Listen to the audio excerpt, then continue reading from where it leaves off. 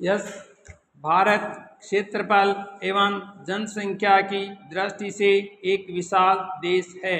विराम, यहाँ विभिन्न राज्यों में अलग अलग भाषाएं बोली जाती है, किंतु जो भाषा संपूर्ण राष्ट्र को एक सूत्र में बांधती है वह है हिंदी। विराम, तभी कमलापति त्रिपाठी ने हिंदी को भारतीय संस्कृति की आत्मा कहा है। विराम, निसंदेह विभिन्न कालखंडों के दौरान विदेशी आक्रमणकारियों के यहाँ आने और आकर बस जाने से हिंदी भाषा को समृद्ध होने का अवसर मिला। विराम, विदेशी भाषा के अनगिनत शब्द हिंदी भाषा में ऐसे घुल मिल गए हैं जैसे वे हिंदी के मूल शब्द हों, किंतु अंग्रेजों ने न केवल अपनी भाषा अंग्रेजी को यहाँ पूर्णतः स्थापित करने की कोशिश की, बल्कि हिंदी के कलेवर को बिगाड़ने और नष्ट करने का भरपूर प्रयास भी किया। विराम, फलस्वरूप भारत में दिनों दिन अंग्रेजी भाषा का वर्चस्व बढ़ता चला गया। विराम, धीरे धीरे भारतीयों के मन मस्तिष्क में ये बात बिठा दी गई कि बिना अंग्रेजी भाषा को आत्मसात किए वे जीवन में आगे नहीं बढ़ सकते, सफलता और बुलंदियों को नहीं छू सकते। विराम, इस प्रकार हिंदी को अपने ही देश में अपने अस्तित्व की रक्षा करने के लिए संघर्ष करना पड़ा। विराम, अंग्रेजों की गुलामी के दौरान भारतवासियों ने किसी प्रकार जन जन में बोली जाने वाली अपनी भाषा हिंदी में अस्तित्व को बचा लिया, परंतु वे इस भाषा पर अंग्रेजी के अनावश्यक हस्तक्षेप को रोक पाने में सफल न हो सके, जिसके कारण हिंदी अंग्रेजी की पिछलग्गू भाषा बनकर रह गई। विराम, स्वतंत्रता प्राप्ति के पश्चात हिंदी को राजभाषा का सम्मानजनक दर्जा तो मिल गया, परंतु ये सब भी राजकाज की भाषा न बन सकी। विराम, शासन तंत्र एवं कार्यालयों क्षेत्रों में ब्रिटिश शासन काल से चली आ रही अंग्रेजी में कार्य करने की परिपाटी अब भी कायम है, परंतु वर्तमान समय का एक सत्य यह भी है कि आज अपने कार्यों को संपन्न करने के लिए देश की आबादी का एक बड़ा हिस्सा हिंदी और अंग्रेजी के मिले जुले रूप अर्थात इंग्लिश का प्रयोग कर रहा है। विराम, हिंदी भाषा बोलते समय अंग्रेजी के शब्दों एवं वाक्यों के बहुतायत में प्रयोग करने की स्थिति में सामान्य बोलचाल की ऐसी भाषा को इंग्लिश नाम दिया गया है। विराम, प्रयोग की दृष्टि से भाषा के सामान्यतः दो रूप होते हैं, साहित्य सृजन की भाषा एवं सामान्य बोलचाल की भाषा। विराम, साहित्य सृजन की भाषा में व्याकरण के नियमों का पूरा ध्यान रखा जाता है, किंतु सामान्य बोलचाल की भाषा व्याकरण के नियमों से परे होती है। विराम, सामान्य बोलचाल की भाषा में समाज एवं क्षेत्र का प्रभाव स्पष्ट नजर आता है।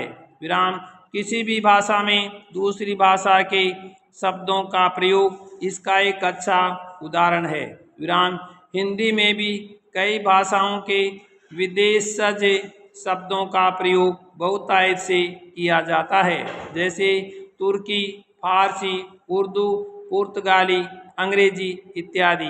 विराम, अंग्रेजी के कुछ संज्ञा शब्दों जैसे school, college, table, report, station, television, computer इत्यादि को सामान्य रूप में हिंदी में स्वीकार कर लिया गया है। विराम, ऐसा हिंदी भाषा ही नहीं विश्व की और भी भाषाओं को करना पड़ता है।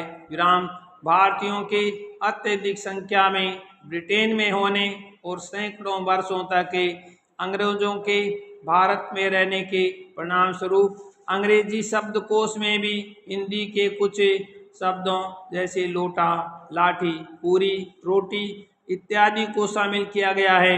विराम, किसी भाषा में अन्य भाषा के संज्ञा शब्दों का प्रयोग तो सामान्य किया गया है।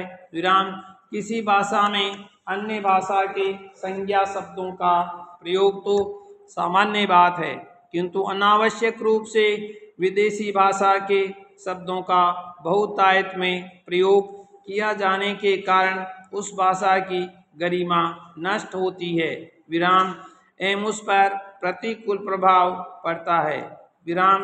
हिंदी के साथ आजकल यही समस्या है।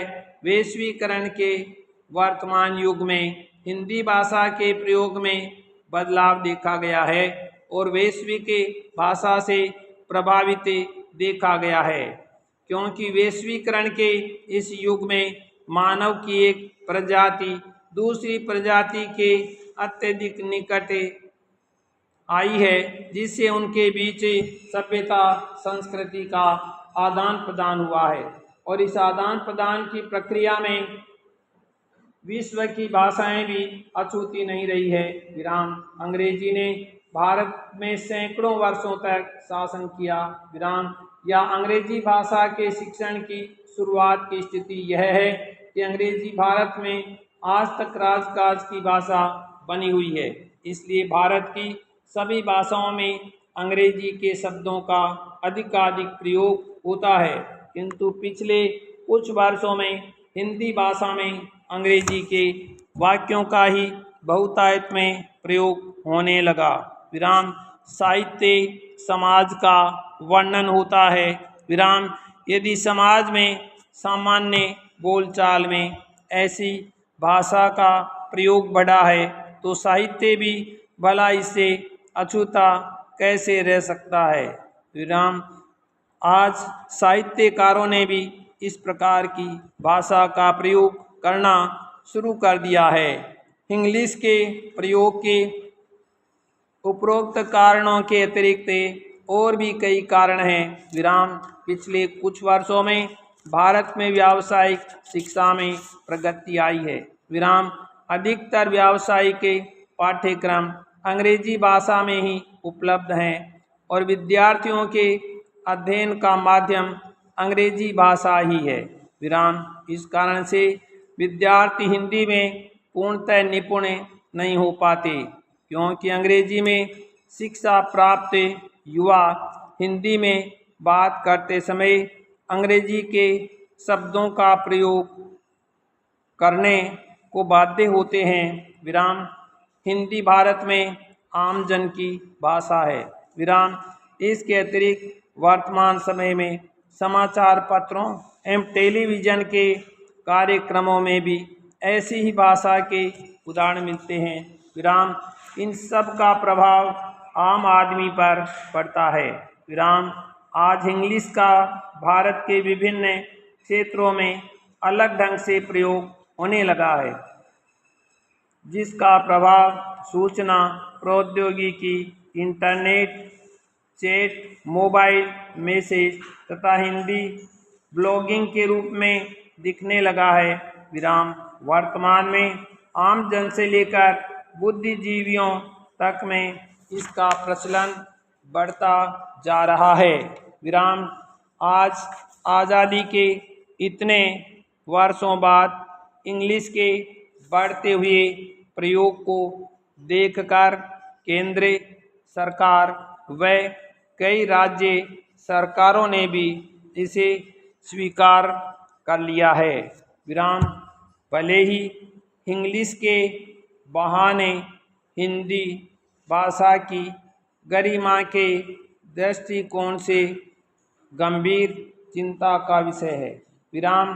कुछ वैज्ञानिक शब्दों जैसे मोबाइल, कंप्यूटर, साइकिल, टेलीविज़न एवं अन्य शब्दों जैसे स्कूल, कॉलेज, स्टेशन इत्यादि तक तो ठीक है, किंतु अंग्रेजी के अत्यधिक एवं अनावश्यक शब्दों का हिंदी में प्रयोग सही नहीं है, विराम। हिंदी व्याकरण की दृष्टिकोण से एक समृद्ध भाषा है, विराम। यदि इसके पास शब्दों का अभाव होता तब तो इसकी स्वीकृति दी जा सकती थी, विराम। शब्दों के भंडार होते हुए भी लोग यदि इस तरह की मिश्रित भाषा का प्रयोग करते हैं तो यह निश्चित ही भाषाई गरिमा के दृष्टिकोण से एक बुरी बात है, विराम।